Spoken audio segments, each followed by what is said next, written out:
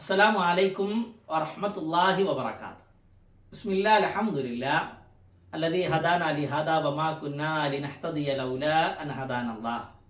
സ്നേഹം നിറഞ്ഞ സത്യവിശ്വാസി വിശ്വാസിനികളെ, ഹിജറ 7-ാം വർഷം ഖൈബർ യുദ്ധത്തിൽ റസൂലുള്ളാഹി സ്വല്ലല്ലാഹു അലൈഹി വസല്ലം സ്വഹാബികൾക്ക് ഗനീമത്ത് സ്വത്ത്, യുദ്ധാർജിത സ്വത്ത് വീതിക്കുന്ന സമയത്ത് മഹാനായ അബൂ ഹുറൈറ റളിയല്ലാഹു അൻഹു പറയുന്നുണ്ട്, അള്ളാഹുവിൻ്റെ റസൂലെ, അബാൻ ബിൻ സഈദ് ബിൻ അൽ-ആസ് എന്ന് പറയുന്ന സ്വഹാബിക്ക് താങ്കൾ ഗനീമത്ത് സ്വത്ത്, യുദ്ധാർജിത സ്വത്ത് കൊടുക്കാൻ പാടില്ല.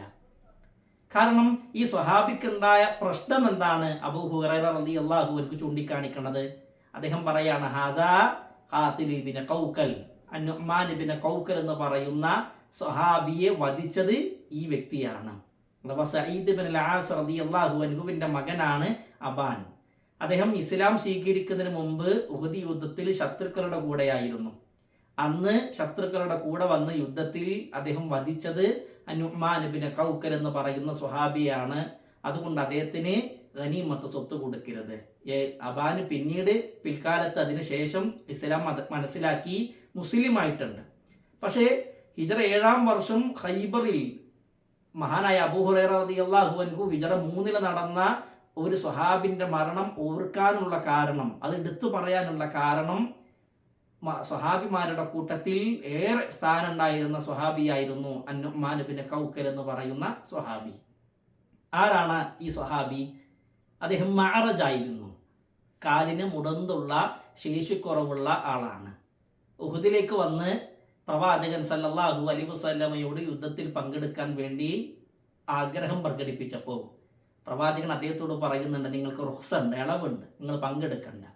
പക്ഷെ ചെറിയ കുട്ടികളെ പോലെ വാശി പിടിച്ച് അവസാനം ഹബീബുനാ റസൂലുള്ളാഹി സല്ലല്ലാഹു അലൈഹി വസല്ലം അദ്ദേഹത്തിന് അനുവാദം കൊടുത്ത് അദ്ദേഹം ഉഹുദിൽ വന്ന് പിന്നീട് ഉഹുദിൽ ശക്തമായിക്കൊണ്ട് പോരാടി അവസാനം ഷഹീദായി.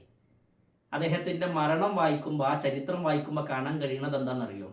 ഉഹുദിൽ പല പ്രഗത്ഭന്മാരായ സ്വഹാബികളും തിരിഞ്ഞോടിയിട്ടുണ്ട്. പക്ഷെ തിരിഞ്ഞോടിയ ആളുകളുടെ കൂട്ടത്തിൽ കാലിന് ശേഷിക്കുറവുള്ള മുടന്തനായ സ്വഹാബിൻ്റെ പേര് കാണാൻ കഴിയില്ല. അദ്ദേഹം എന്താ ചെയ്തത്? അദ്ദേഹം ഉഹുദിലേക്ക് വന്ന് ഒരു കുഴി കുഴിച്ചു. ആ കുഴിയിലേക്ക് അദ്ദേഹത്തിൻ്റെ മുടന്തുള്ള 2 കാലും ഇറക്കി വെച്ച് മണ്ണിട്ട് മൂടി. എന്തിനാണ് അങ്ങനെ ചെയ്തത്?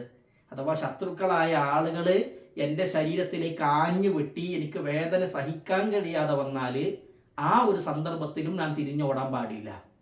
അതിനുവേണ്ടി ഒരു കുഴി കുഴിച്ച് ആ കുഴിയിലേക്ക് മുടന്തുള്ള കാലുകൾ ഇറക്കി വെച്ച് കയ്യിൽ നിന്ന് വാല് തെറിച്ചു പോകാതിരിക്കാൻ വേണ്ടി യോദ്ധാക്കളായ ആളുകൾ ഒരു കെട്ട് കെട്ടാറുണ്ട്.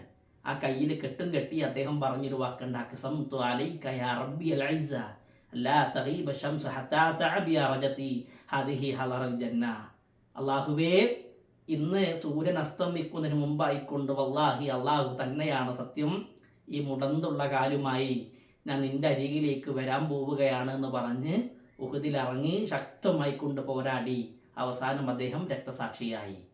പ്രവാചകൻ സല്ലല്ലാഹു അലൈഹി വസല്ലം പിൽക്കാലത്ത് പറയുന്നുണ്ട്, റഅയ്തുഹു ഫിൽ ജന്ന, ഞാൻ അദ്ദേഹത്തെ സ്വർഗത്തിൽ കണ്ടു, മാ ബിഹി അറജുൻ, അപ്പോൾ അദ്ദേഹത്തിന് കാലിന് മുടന്തുണ്ടായിരുന്നില്ല എന്ന രൂപത്തിൽ പ്രവാചകൻ സല്ലല്ലാഹു അലൈഹി വസല്ലം പറഞ്ഞ സ്വഹാബിയാണ് അൻ-നുഅ്മാൻ ഇബ്നു ഖൗകൽ എന്ന് പറയുന്ന സ്വഹാബിയെക്കുറിച്ച് മനസ്സിലാക്കുന്നതോടൊപ്പം തന്നെ അവരിലെ ഗുണപാഠങ്ങൾ ജീവിതത്തിൻ്റെ ഭാഗമാക്കാൻ റഹ്മാനായ റബ്ബ് തൗഫീഖ് നൽകി അനുഗ്രഹിക്കുമാറാകട്ടെ. അസ്സലാമു അലൈക്കും വറഹ്മത്തുള്ളാഹി വബറകാതുഹു.